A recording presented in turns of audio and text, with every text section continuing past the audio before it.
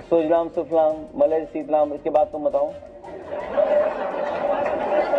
हद हो गई बस इसी लायक हो तुम। ये तस्वीर तब की है जब वंदे मातरम को लेकर उनसे एक सवाल पूछा गया था। अखिलेश यादव की प्रतिक्रिया इस दौरान अलग ही थी।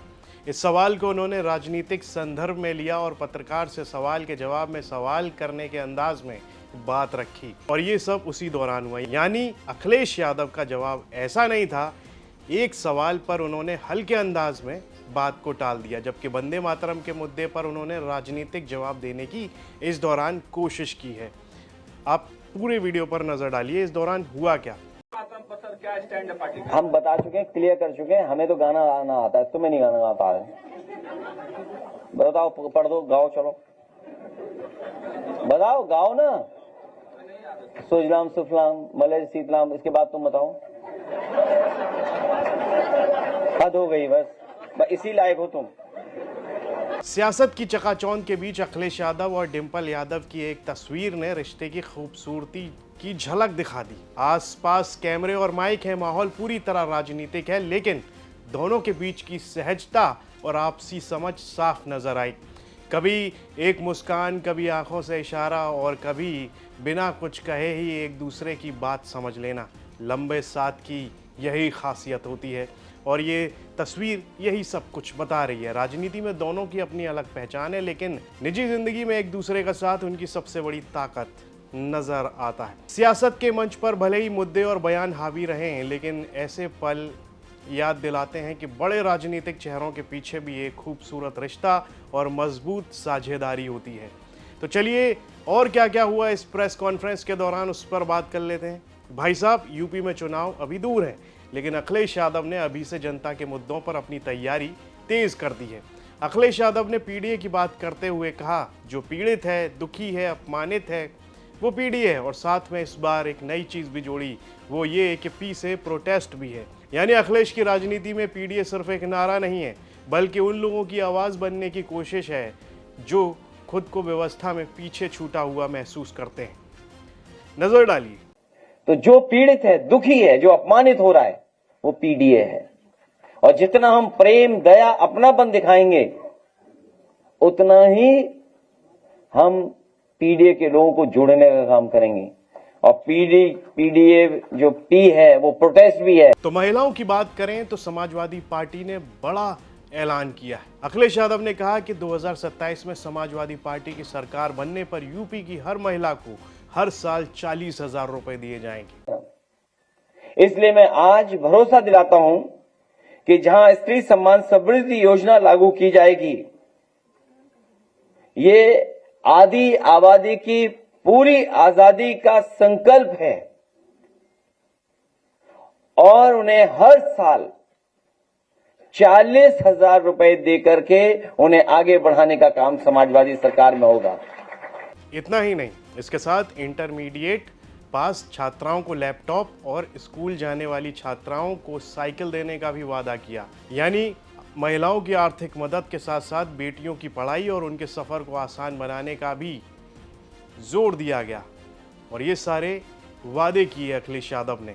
छात्राओं के लिए भी बड़ा ऐलान किया। उन्होंने कहा कि यूनिवर्सिटी और कॉलेज में पढ़ने वाले छात्र छात्राओं को बस और मेट्रो की फ्री यात्रा के लिए कार्ड देने की बात कही इस दौरान।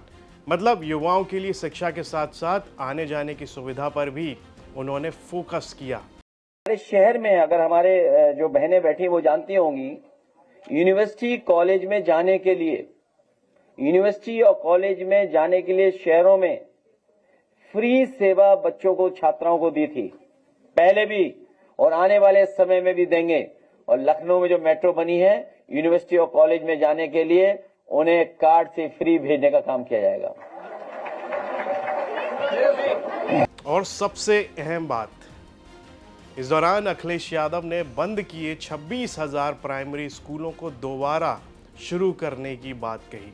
यानी फिर वो चाहे शिक्षा की बात हो, महिला सशक्तिकरण की बात हो, या फिर युवाओं को सुविधा देने की, इन सभी मामलों से जुड़े हुए अखिलेश यादव ने कई सारे वादे किए हैं। 2027 में उन्होंने कहा कि अगर सरकार आती है तो वो इन सब चीज़ों को लेकर आएंगे। इन सभी वादों को पूरा करेंगे। 40,000 हर साल देने की बात हुई है। पहले भी साइकिल दी थी, भविष्य में भी साइकिल मिलेगी। और सबसे बड़ी बात यह है कि बंद किए हुए 26,000 प्राइमरी स्कूल पुनः शुरू किए जाएंगे। तीनों मुद्दों को एक साथ उठाने की कोशिश की। वहीं डिंपल यादव ने जंतर मंतर पर महिला सांसदों के जाने को लेकर अखिलेश यादव का धन्यवाद भी दिया। इस दौरान अगर देश की हर बेटी आपसे पूछे कि मैं अपने सपनों को पूरा करने के लिए समाज से क्या उम्मीद रखूं, तो आप उन्हें क्या संदेश देना चाहेंगे? कि समाज के अनुसार मत चलिएगा।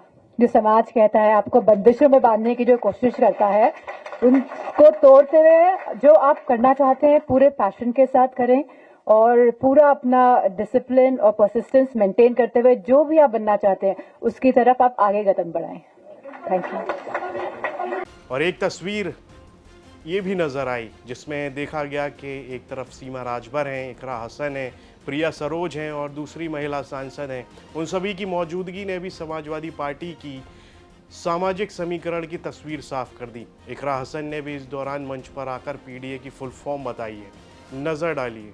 Within PDA, A denotes Adi Abadi, which is every girl child, young woman and woman. We will introduce the Stree Samman Samriddhi Yojana to ensure social and economic dignity and self-reliance for all, and thereby fulfill our commitment to the comprehensive development of Uttar Pradesh. We will start with 40,000 with an increase every year. Akhilesh Yadav ने BJP पर निशाना साधते हुए कहा कि Bharatiya Janata party के लिए नारी केवल नारा बनकर रह गई है। भारतीय जनता पार्टी के लिए तो नारी केवल नारा बन करके रह गई है। आज के दिन हम कहना चाहते हैं, यहां जितनी भी हमारी महिलाएं बहनें बैठी हैं वो जानती हैं कि महिला आरक्षण पास हो चुका है। भारतीय जनता पार्टी क्यों देरी कर रही है? उसको अगले चुनाव में लागू किया जाए। जब रक्षाबंधन के त्योहार पे आप बस चला रहे हो और भी योजनाएं लागू करने का बहाना कर रहे हो, तो ये भी सच बोल करके महिला आरक्षण लागू करने का भी काम किया जाए। और इधर देखते हैं कि भाजपा के लोग नारी बंधन की बात बहुत करते हैं। जब वो नारी बंधन की बात करें तो इन भाजपा के लोगों को याद दिलाइए हाथरस की बेटी। इन्हें याद दिलाइए कि किस तरीके से मां बेटी को जिंदा जला दिया था। वो तस्वीर भी कोई नहीं भूला होगा कि एक बेटी अपनी किताबों को लेकर के भाग रही थी। जब घर उसका गिर रहा था, जलने जा रहा था, वो तस्वीर कोई नहीं भूला होगा। और वो बात भी कोई नहीं भूला होगा कि जब एक अग्निकांड में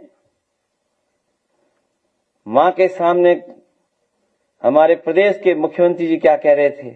और आखिर में वो नज़ारा भी दिखा जिसमें समाजवादी पार्टी महिला सभा की प्रदेश अध्यक्ष रुक्मिणी निषाद ने अखिलेश यादव को बांधी राखी। राजनीति में आरोप प्रत्यारोप तो चलते रहेंगे, लेकिन असली परीक्षा हमेशा काम और वादों को जमीन पर उतारने की होती है। अखिलेश यादव की राजनीति की खास बात यही है, वे चुनावी चर्चा में सिर्फ सरकार बनाने की बात नहीं करते, बल्कि महिलाओं, छात्रों, शिक्षा और सामाजिक न्याय जैसे मुद्दों को लगातार सामने रखते हैं।